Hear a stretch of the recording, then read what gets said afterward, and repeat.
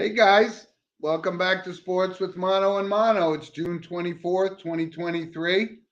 Rainy, miserable day in New Jersey, but we need the rain, so that's okay. Good for the flowers. So we got a lot of stuff to talk about, and I just wanted to bring up first and foremost. Talked to my brother Steve this morning. He's watching the show, and again, I always have to start it off with thank yous to everybody that's given the support that he needs and loves, and he will always be part of this show, and hopefully we can get him back. But Eli is waiting in the wings, and got some good feedback from some of our loyal listeners on Eli. So thank you, Eli. And of course, our sponsors. Coriano Trucking sponsors our monologue every week from Summerhill, New York, and we thank them very, very much. So we jump into the monologue, and I guess we started off with, I guess we have the next great NBA basketball player, Victor Wembanyama, right? Number one pick, 7'5", thin as a rail, but he will mature. So, they keep touting this as the next great NBA player since LeBron James. And this kid's young, didn't go to college, played in this European league or wherever, France, or wherever he played. But that's actually indicative of a lot of stuff we'll talk about in the draft. We used to think it was, go to high school, go to Duke, all five players, the Bobby Hurley, Grant Hill days, and then they go on to careers in the NBA. These guys are taking a different path now. They're playing in Europe and playing for these independent leagues, but they're right on the radar for all these scouts and so forth. And Victor, we'll use him. We'll call him Victor because Wembanyama is sometimes hard to say, actually. But listen, I wish him the best. And he couldn't go to a better place, San Antonio, with Greg Popovich as the coach. So I started to look around when I was thinking about a 7'5" guy. The only guy drafted number one overall taller than him was Yao Ming, and we know how that career turned out. That wasn't really. I mean, he was 7'6", but he wasn't, a great basketball player. And I thought a lot about it. When we saw, who was drafted number one at 7 foot, and there's been a lot of guys that are 7 feet. But in particular, guys like Ralph Sampson, right? And I remember watching Ralph Sampson at Virginia, great basketball player and had a great career, won a championship with Hakeem Olajuwon in Houston, and great player. Who else? When you think about it, he had guys like Shaq, right? These guys were 7 foot, turned out to be a great player, Hall of Famer, no doubt about it. Remember watching him play at LSU.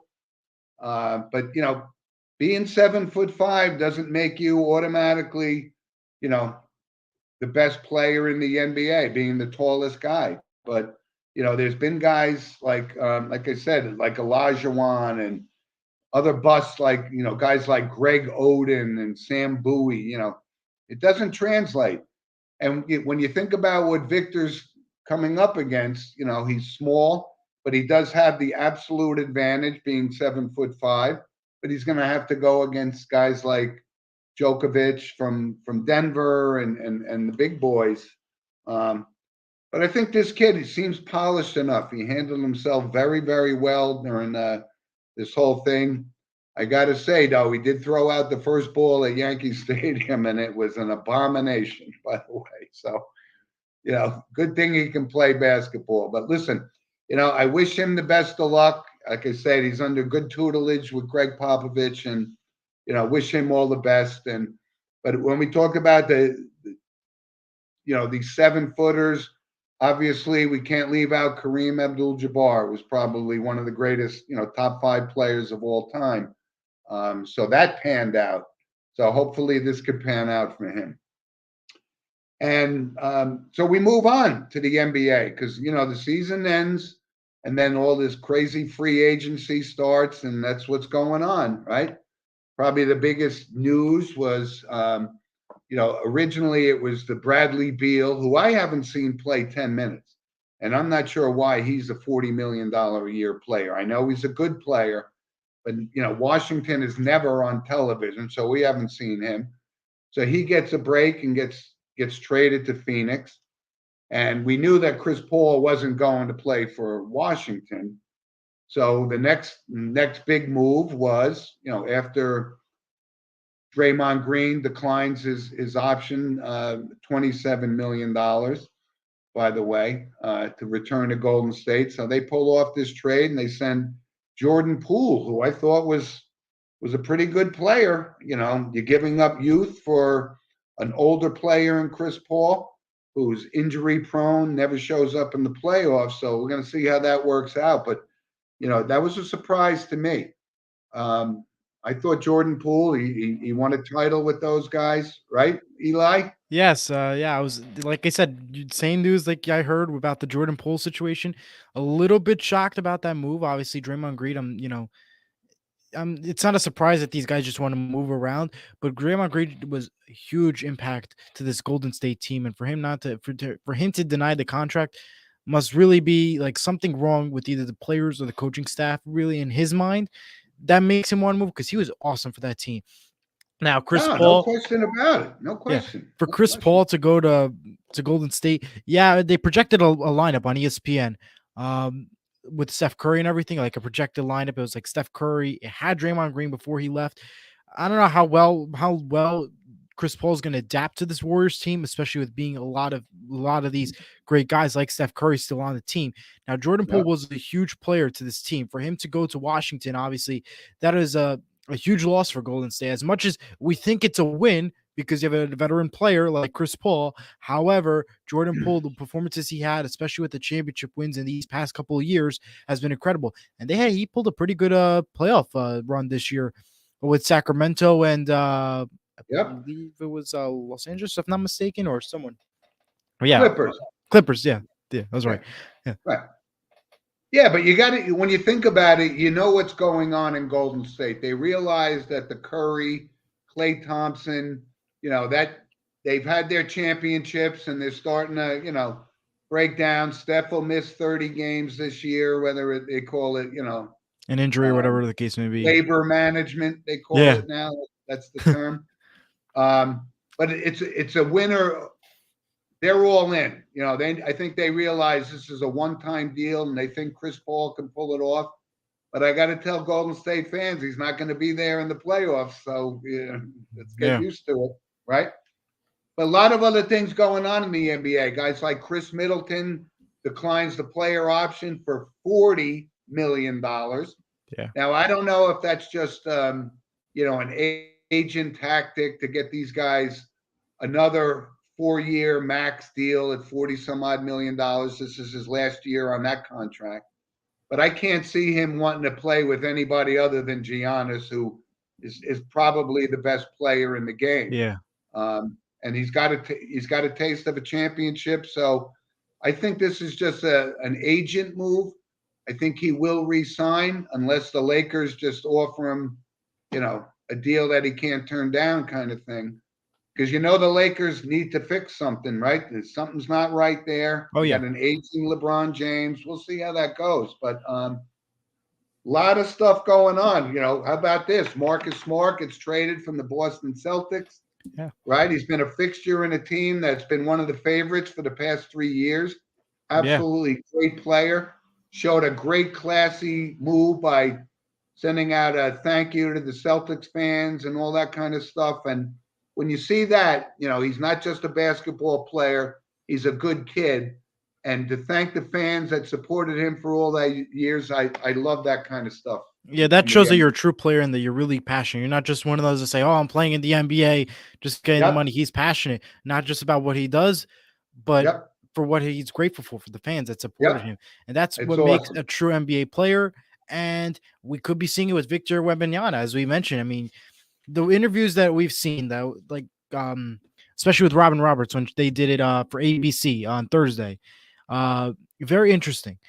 He seemed passionate. He seemed grateful, and he almost like although he plays basketball, even though he's 7'5", he acts kind of like this normal person from the way Yes. they described it. Like I was shocked. It's like he's Yeah. the one thing in that stood out to me. That was great. He goes, he eats 5 times a day. That includes before and after. I was like, okay, like Yeah. most players are like diet, this, that, So it's very interesting. Like he's with Wembanyama, and he's going to be one Yeah. of those players that's going to be very passionate about what he does, grateful for what he does, and especially coming from France where he's been playing has been incredible. So Yeah. can't wait to And we see it. know, listen, the European guys, we know they're ball players, right? Yeah, We've seen these guys, Luka and they're Doncic. passionate and grateful Yeah. because that's So, what they're. just to wrap this NBA segment up, going on the draft, right? Brandon Miller's second pick. And this guy's going to be a great basketball player. I just Absolutely. feel like he kind of he dodged the guillotine here by this whole murder situation, and he was part of it. But I guess that means if you're an NBA player or you got money, you get treated differently than Eli and Jim would if we brought a gun to a murder scene, right? Yeah. But he's a good player, and the third pick was Scoot Henderson, right? Another guy Yep. that's I saw an interview with him, a good kid, grateful, family guy, and I hope these guys turn the tide in the NBA and stop with this Kyrie Irving type mentality who aren't grateful for anything. These guys are Yeah. grateful to be there. And they may Absolutely. change over time once they get a taste of the high life kind of thing. But and then what was it? The third and the fourth picks, right? Those twins, the Thompson twins, Yes. actually, right? I was And again, another couple of good kids, a couple of good kids kids, that are and grateful to. they're grateful, and they've been together for so long. The clips that they've been showing on ESPN, it was like wow. And then once they're separated, now they're going to two different teams. It's like wow, how are they Yeah. gonna like now? You're instead of becoming like this family relationship you've been growing up with all this time, now it's Right. like you got to verse him.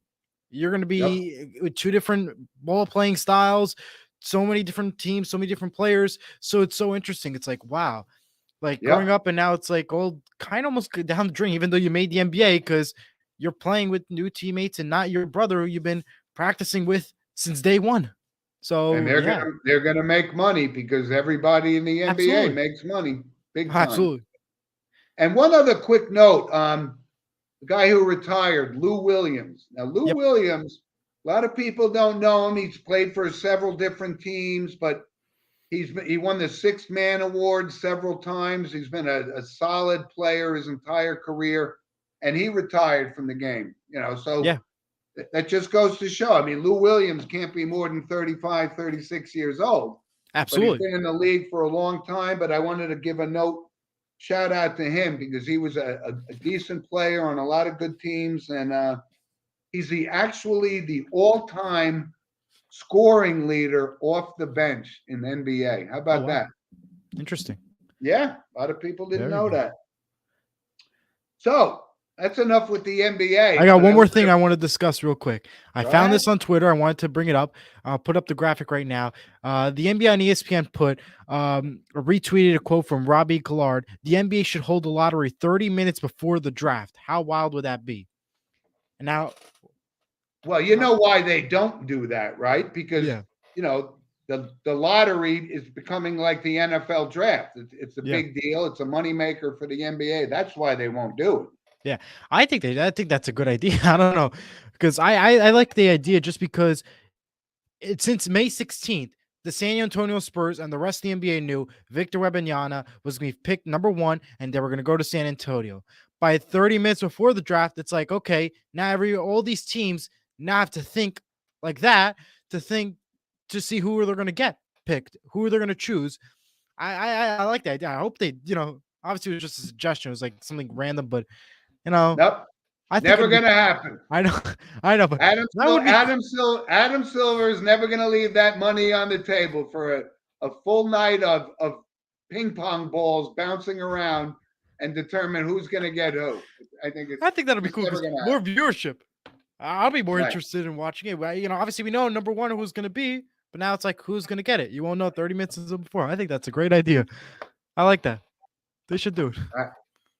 I Oh well. agree to disagree with you, young Yeah. man. So listen, before we move on to some other sports, I wanted to give a recap for the U.S. Open. And, All right. it was at Los Angeles Country Club last week, and it was Father's Day weekend, right? The final is always on Father's Day, Sunday.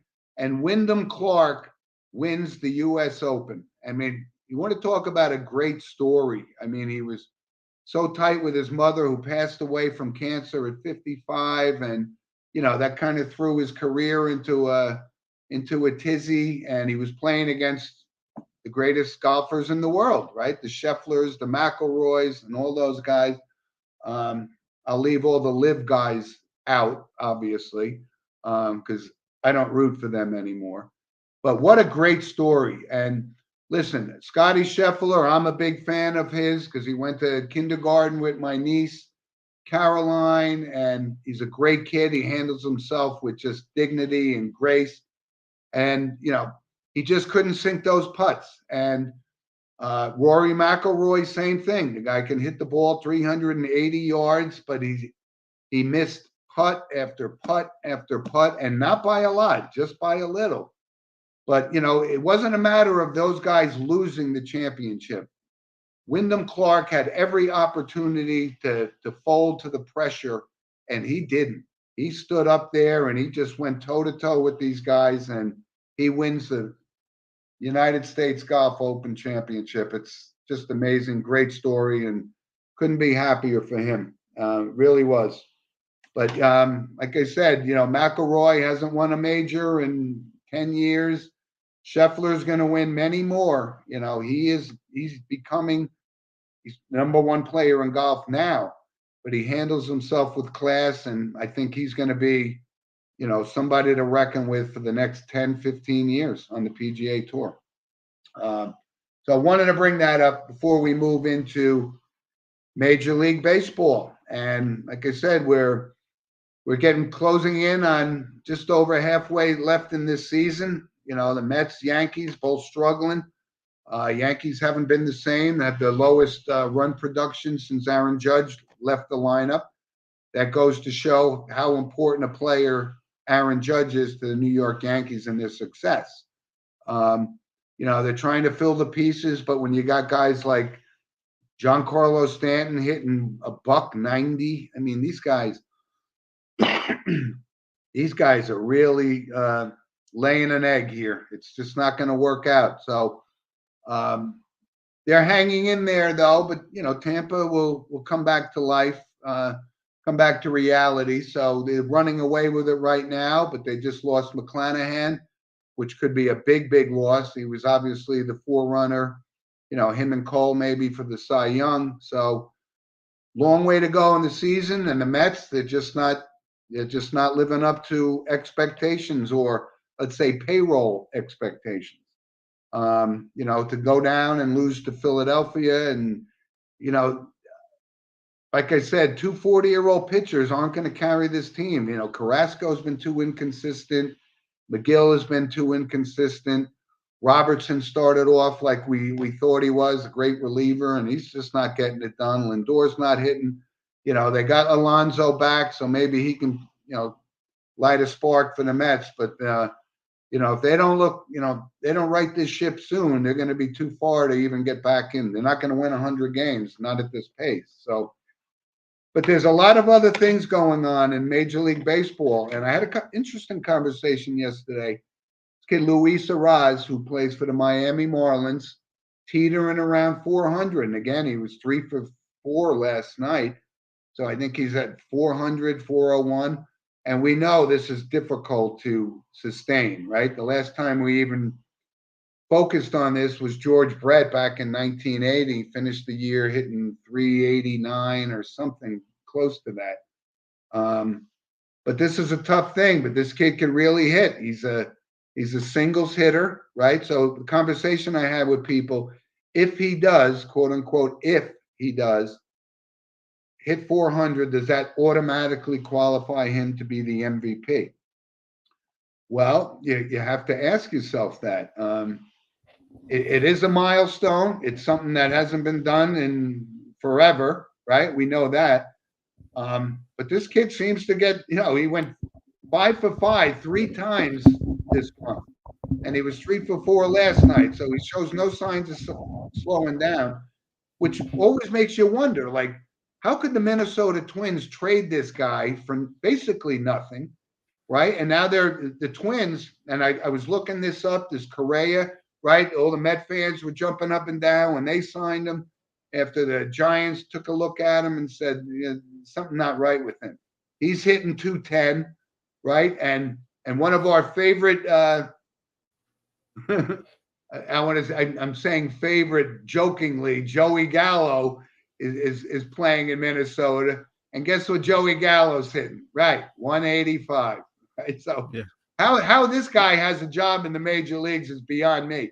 You can take guys off the LSU and Wake Forest and Virginia and Florida college baseball teams to fill a void that would produce more than Joey Gallo does. So didn't make any sense why they traded him. If they really wanted to build that team up, then, trading a batting champion and a guy that, he's hitting legitimately. He's a 330 lifetime hitter kind of thing. Head scratching. But one of the other big stories in Major League Baseball, Eli, is the Cincinnati Reds, right? I mean, out of nowhere, right? They were destined for the basement, right? No hope. They bring this kid, Elly De La Cruz, up, right? And this kid's like all of a sudden lighting it up, starts off with a 5-game hitting streak, hit for the cycle last night. And the Reds have won 12 straight games. Actually had a sellout in Cincinnati last night. How about that? So that's a incredible. Remarkable turnaround. Longest winning streak for the Cincinnati Reds since like 1957. Wow. So that's a good feel-good story. So they kind of supplanted. Pittsburgh is kind of coming back to earth right now. They're 4 games under 500, but Cincinnati is on a roll. And it's good for Cincinnati. Yeah. It's good for Cincinnati because their sports industry and their sports group has been building over the years. Obviously, we noticed it right away with Cincinnati Bengals and the NFL, and now going on to the Reds. That is huge for that group because this is the team where, in both these teams, both Bengals and the Reds for MLB, these are teams that we were like, okay, let's watch just to watch, and they're not gonna make the playoffs, blah blah blah blah. But now they're coming back. They're rebuilding. They're making Cincinnati known for something now. They're going to try to win the championship, both these teams. They're both fighting hard. And compared to what we see, this is a city, and this city and this group of teams have been rebuilding so much. It's amazing how well, and over just a few years, a team that was really worth, and at both teams at nothing. Now it's like, wow, look at what you've got. You got Joe Burrow, you got the MLB leading in a crazy standing for Cincinnati. It's unbelievable, and it's great for Cincinnati. And here's the key here, right? They are rebuilding, right? And just like you said. But how about this? Joey Votto comes back, back to the Reds after missed almost a year, right? And he's one of the older guys. He's closing in. He's 39 or 40 years old. And I think he's like second or third in current hits in Major League Baseball active players. And he's come back with a vengeance, and they love him in Cincinnati. And I think he's a great player. I like him. He handles himself with dignity and class, So with a mixture of Votto coming back and these young kids that are playing maybe above, listen, Cincinnati Reds aren't going to win the World Series this year, right? They're not going to beat Atlanta. They're not going to beat the Dodgers. But it's a great feel-good story because of the history of the Cincinnati Reds. And I remember the Big Red Machine. I actually went to a World Series game in 1976, Yankees versus the Cincinnati Reds with Johnny Bench and Pete Rose and Tony Perez and the Big Red Machine. And they were an unbelievable team to see, and it's been a long time for Cincinnati. So this is a good feel-good story for them, Absolutely. Yeah. So, Eli, let's move on to the NHL. There's a couple of things that I wanted to bring up, right? So, first and foremost, right, the NHL Hall of Fame selections were done, right? Correct. And first ballot, Henrik Lundqvist goes in. And Absolutely. now, I'm a Rangers fan. Full disclosure, you're a Devils fan. So I'm going to put a comparison on the table. When you All look right. at what Henrik Lundqvist has done, no question. But what's missing? A Stanley Cup, right? Correct. So Mike Richter has a Stanley Cup, and the Devils had, and this is an amazing statistic, by the way. They had Martin Brodeur, who's probably considered maybe the greatest goalie of all time. It's kind of a hard thing to say, but he has 691 career wins, which is, when you put it into perspective, Henrik Lundqvist has 459 and no Stanley Cup. So when you talk about a record that's unbreakable, this is the kind of the Cal Ripken thing. I don't think that record will ever be broken in the NHL, 691 wins. Now, I'm happy that Lundqvist gets in, a couple other guys that got in, and when you put it in, one guy that didn't get in was Curtis Joseph. And Curtis Joseph was just a great, great goaltender. Yeah, And, I'm a Devils fan, but what Henrik Lundqvist has done for the Rangers, it's been amazing, and absolutely he deserves to be into the Hall of Fame. Two players that stood out to me, and what I've been noticing on Twitter, was I hope I said this name right. It was Alexander Mogilny from the St. Louis. McGillney. Okay. McGlinny. Okay. He did not get in. Yes, he did not get in for I don't know how many times straight already. And right. Patrick Elias, two players that, especially Patrick Elias, he won a Stanley Cup, and yet they're not in the Hall of Fame. I know it's a waiting game, but okay, a lot of shots. I'm glad you brought that up, because that's an interesting analogy to where I was going about another guy who didn't get in, right? Yep. And I have no problems. Listen, if McGillney taken him 10 years and he's still not in, Patrick Elias is going to have to wait a little bit, right? Absolutely. Yes, Stanley Cup winner, right? But one guy that didn't get in, and I always consider it, once you get into the 500 career goals thing, you got to really look at these guys. And Jeremy Roenick, who was a great player, and he did not get in. Absolutely. Right? Yeah. So a couple other guys that did get in from the goalie's perspective, and they were great, right? Tom Barrasso gets in, but when you look at, they're almost 200 and change wins behind Martin Brodeur, which is amazing. Mike Vernon got in, right? First, Barrasso won a couple of Stanley Cups, came up with the Sabres, won a couple Stanley Cups with the Pittsburgh Penguins, right? So he was a great goaltender. No problem with him getting in the Hall of Fame. Wasn't a first ballot, which is fine with me. And Mike Vernon, another goalie who's been waiting for a long time. He's a Stanley Cup winner, right? Played for the Flames and played for the Red Wings and so forth. So he's got a couple Stanley Cups. But I think Elias, yeah, he's had a great career. Did he get 500 goals? I'm not sure he got 500. I'll like to take a look at that. Yeah, I'm not sure about that. But the big surprise was Curtis Joseph. If Mike Vernon, I know the knock on Curtis Joseph is he didn't win the Stanley Cup, but either did Henrik Lundqvist. But Curtis Joseph was every bit the goaltender that Henrik Lundqvist was. But happy for him, happy for the Rangers, and probably why. He's kind of part of the media now, right? These other guys, they're not part of the media. But once you get into, that aspect, and all the writers and whoever votes for you, those are your brothers. So that's pretty easy to figure out why. He did not get 500 goals. How many? He didn't get 500 goals. Right. 408 it says. Right. But a couple other guys that did get in. Pierre Turgeon got in, and he had a great run with the Islanders, played for several different teams. Absolutely no problem with him getting in.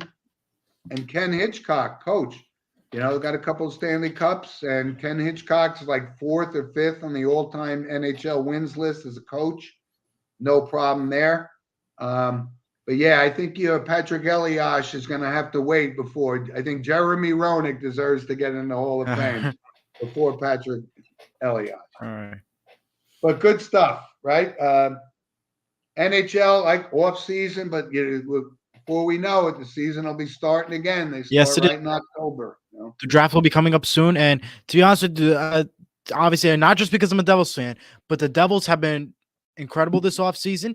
The amount of contracts they boosted up, the amount of Yep.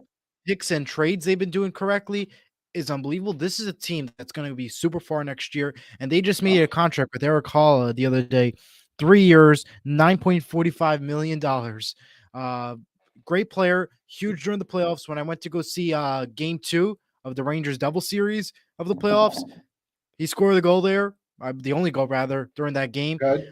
Um, he's an incredible player. I'm so glad that he gets to continue to stay with New Jersey. And he said the first person he called once he got the contract signed was Jack Hughes. He said he got inspiration from him. He enjoyed working with these young guys like him and taking after it. And this is going to be a Devils team, and that's going to just keep on building and building and getting stronger You and bet. stronger by the minute. And You bet. Timo Meyer's still interested. They haven't come up with the contract yet, but there's still time for him to get one. And Yep. what the Devils have done this season, off season, is incredible compared to any other NHL team. The Devils have been doing it right. Oh, and listen, your Devils are on the right path. They got youth. Listen, they sacrificed the past 10 years has been kind of down and out for those guys. But this centerpiece is no question Jack Hughes. And I'm not putting him in the Connor McDavid mold just yet, but he's on that path. He's got that kind of talent, and he's a leader. He's only 21, 22 years old already. Yeah. That's crazy, right? So listen, the NHL, I can't wait till it starts, but right now we're in baseball mode and right. So good stuff there, Eli. Let's just touch on the NFL real quick. Again, we talked about the Saquon Barkley thing, and everybody seems to be piling on, right? Melvin Gordon saying, the worst position to be an NFL player right now, from money wise, is a running back. And that's because there are so many good running backs. And that's why the Vikings, they part ways with Dalvin Cook, who's still probably in his prime.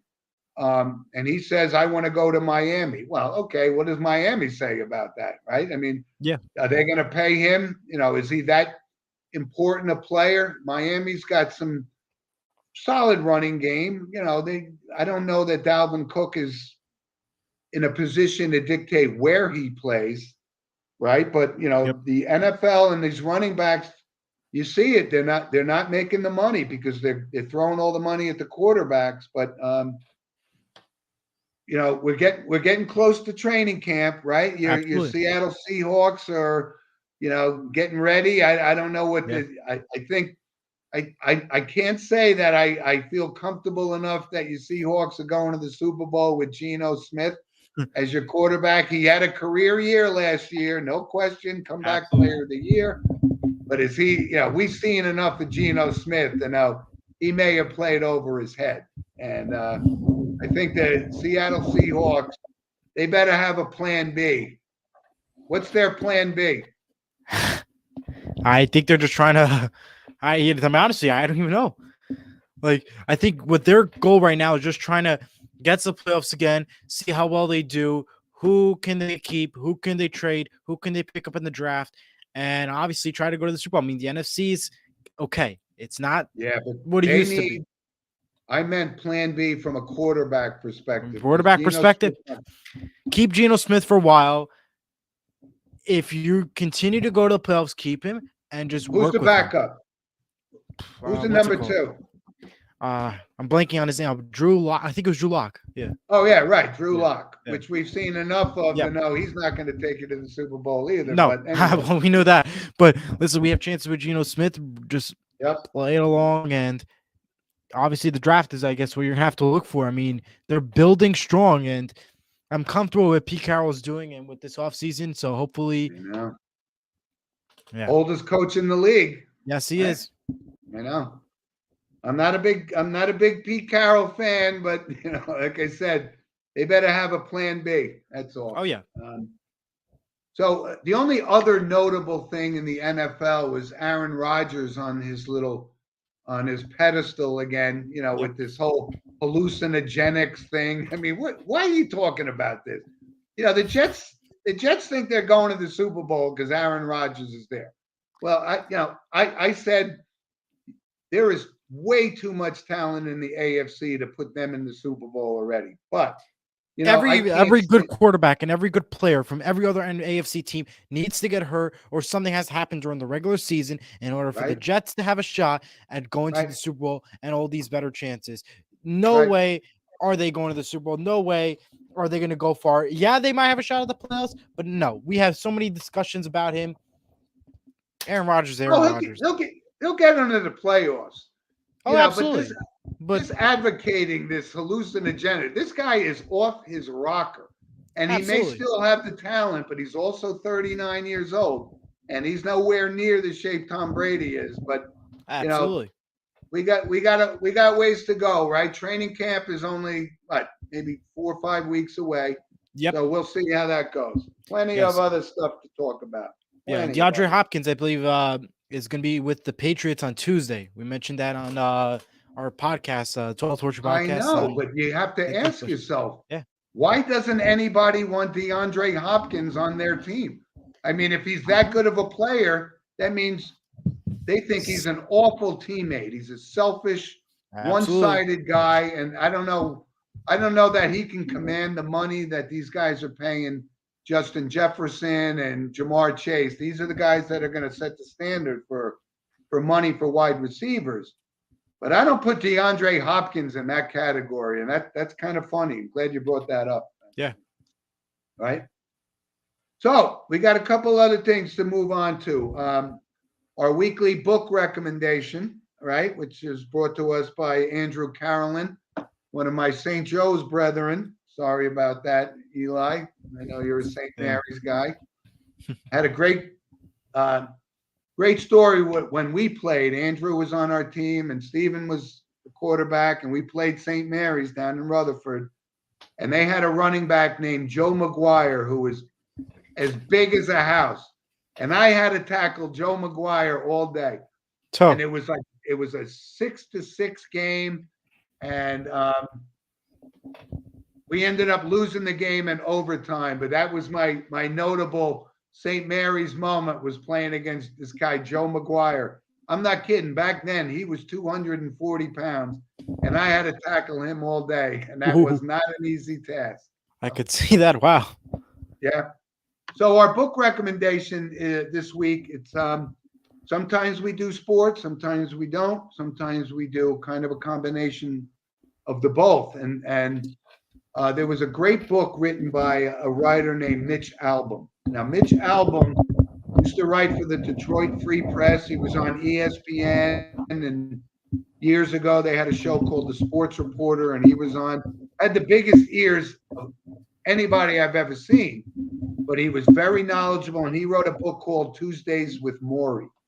And this was about one of his teachers in college who he found out that he had Lou Gehrig's disease, right? ALS, right? Which is something that nobody's been able to cure, and we know it's named for Lou Gehrig and all that. But it's a great book. It really showed how people who become ill or become aged, right, that the youth should stand by these guys. And he went every Tuesday to visit his sociology professor, and it was just a great story. And Mitch Albom's written several #1 books, and this was a #1 book, and I read it, and I would recommend everybody reading it.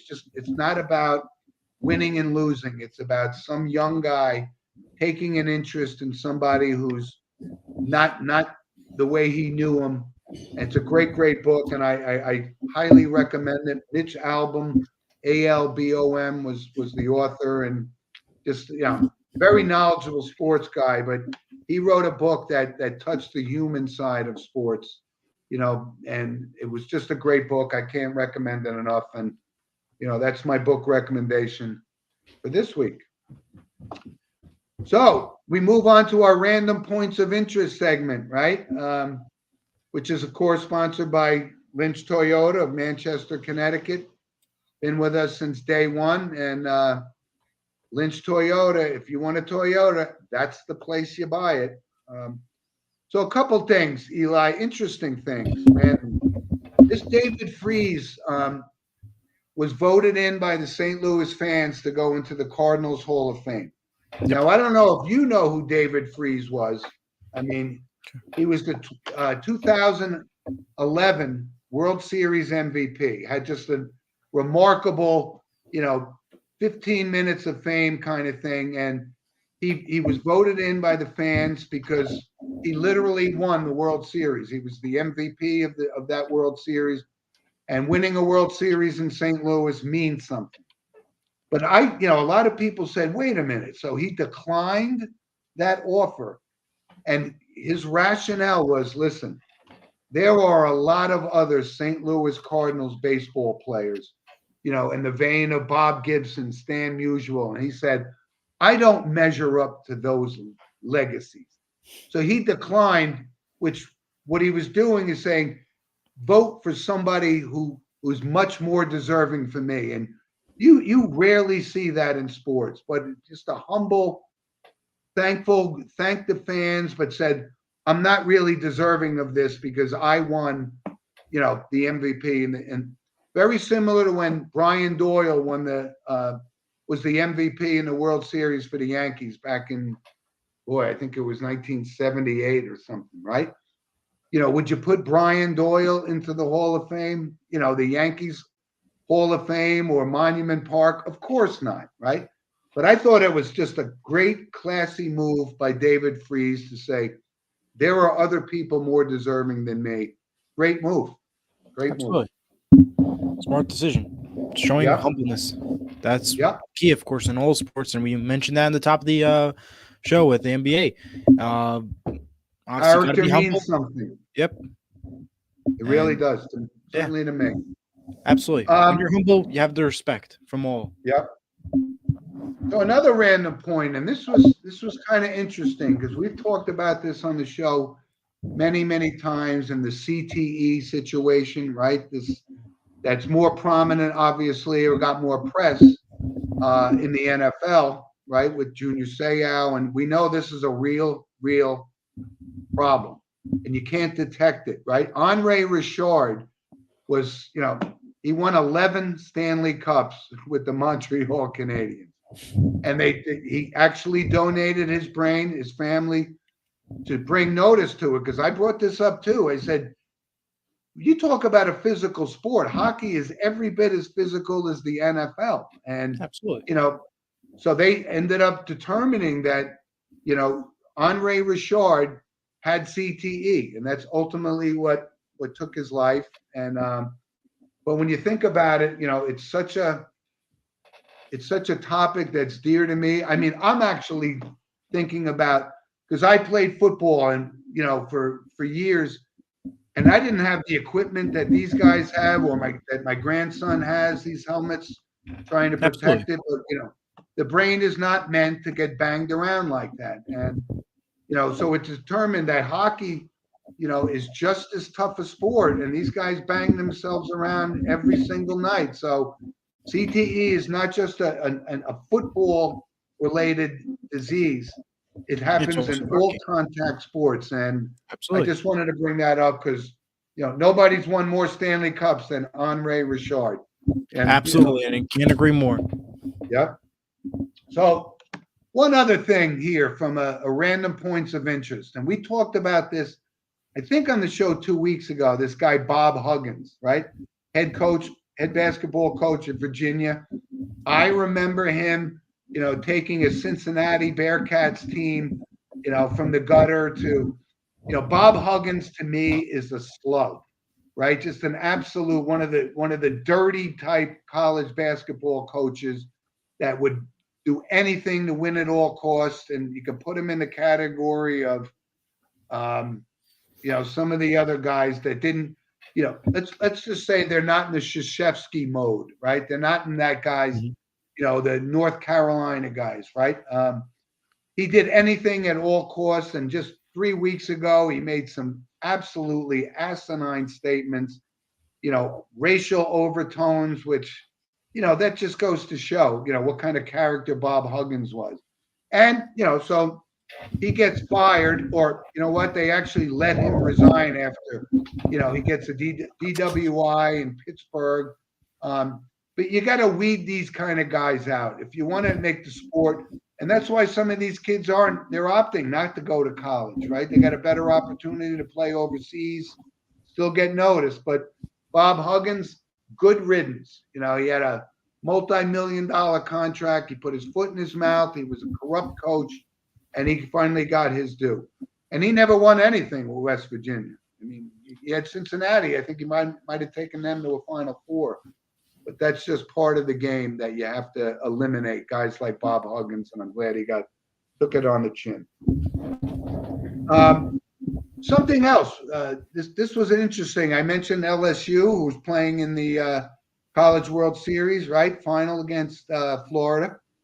But interesting thing, Les Miles, who was a coach, and you want to talk about guys that just they bent every rule in the book, to put a team on, and it ultimately proved beneficial because Les Miles won a national championship with LSU. But they realized that on that championship team, there was a guy that played for Les Miles for 4 years. His name was Alexander. I can't remember his first name. But they vacated 36 of his wins. So he was considered a legend at LSU, but now he's considered the poster boy for corruption in college football. So that also makes him ineligible to make the College Football Hall of Fame because you have to have a 600 winning percentage to make it. So they vacated those wins. And it's just part of what's gone on at LSU. And you have to wonder, what Brian Kelly's got himself into, because Will Wade was the coach of LSU basketball, and he was just absolutely a Bob Huggins type crumb. He's now the head coach at McNeese State, but he was everything that was wrong and being corrupt in college sports. So LSU, it's a bad look, but you know what? They're offsetting that with their performance in the College World Series. So I thought that was very, very interesting. I don't know if you remember who Les Miles was, but he was considered a legend at LSU, and now they look back and say he was as corrupt and dirty as you can get. So not good. Yeah. But I thought that was interesting, though. So Eli, I have a picture I sent you this morning. I wanted to post and kind of give a shout out to. There they are. That's my granddaughter and my grandson. They were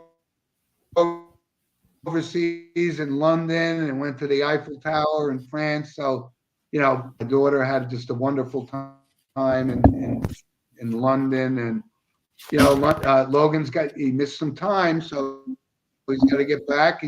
He made the traveling baseball team in Chester, so I can't wait to see him play another game. It's just awesome, and that's just sort of kind of a cheap plug for my grandkids, but I love them to death, so they're part of our show. Couple of things, Eli, as we move on to notable passings, right? And again, we bring this up only because not to mourn, cast a pall over the show. It's notable because they were influential sports figures, or in some cases, entertainment figures. Bob Brown. Bob Brown was a offensive lineman in the John Madden days, Hall of Famer, left tackle in the NFL, played for the Eagles and the Raiders and one other team, can't remember who. He was 81 years old. And when you want to talk about some of the legendary offensive linemen that the Raiders had with the Upshaws and those guys, Bob Brown was up there, Hall of Famer, 81 years old. And John Madden said he was one of the best offensive linemen he ever coached. So, very notable, great. And to play only 10 years and get in the Hall of Fame, that's saying something. Another guy, and I don't know if you'll remember it. I certainly do. I know Steve and my brother Christopher are listening to the show. George Frazier. George Frazier was a relief pitcher for the Yankees for many years in the 80s. Had a good career. Went on and pitched very well for the Chicago Cubs. Just a relief pitcher that just did all the stuff. Won a World Series with Minnesota in '87, and he was only 65 years old. So George Frazier had a great career, and you can, like I said, somebody said, I don't know who George Frazier is. Well, he won a World Series with Kirby Puckett and those guys, and he was a serviceable relief pitcher in Major League Baseball for many years, and that's notable to me. And one other guy, now we're talking about, I just said we went from Bob Brown, who was 81, to George Frazier, who was 65 or 68 maybe. Clark Higgins. Yep. Clark Higgins, right? Pittsburgh Steelers linebacker on some won a Super Bowl, played with Joey Porter in the days. 46 years old, had a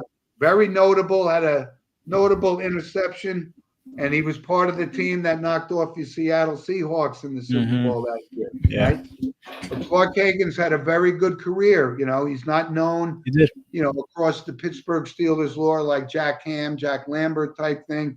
But he was a very, very good player. And like I said, when you see guys like that go at a young age, you start to wonder, is that the life of an NFL player? We don't know the backstory or cause of death, but that's notable for me. And to all our Pittsburgh Steelers fans out there, our condolences. Absolutely. So listen, it's been a great show today, Eli. And again, I want to tell you, I've talked to a lot of people that our loyal listeners alike. They gave you 2 thumbs up. You're part of the program now, and I'm happy to have you. And like I said, you got to spread your wings. You got to learn a little bit more about sports other than your Seattle Seahawks. Absolutely, I am. Don't worry, I will be. Thank you. I really do appreciate you being part of the show, and we got a lot of good things coming. We'll talk during the week because next week, hopefully same time, right? Yep. Seems to be working out. Listeners like it. But again, we're nothing. So now we got another fan base coming up. Eli and his younger crowd, right? Listening to the show. Get the old man and the young guy. I think it's a good combination. And this show's going places.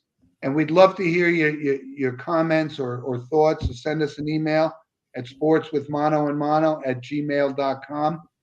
And again, we open and close the show with the same thing.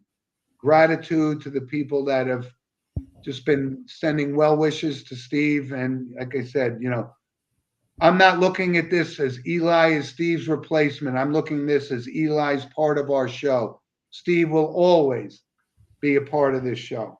And no question about it. And I like I said, I can't thank everybody enough for all the well wishes. So Eli, have yourself a good week, young man. You too. We'll be back here next week. And again, send us comments, send us emails. And the show is growing. And I appreciate the production behind the scenes, because that's something that's not in my wheelhouse. I tell people I'm a content guy.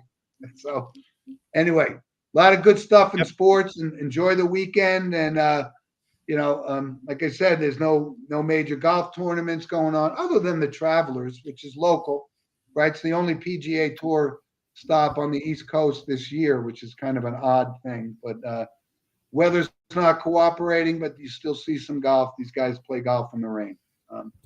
Anyway, thank you, everybody. And Eli, thank you. And we'll catch up to you guys next week.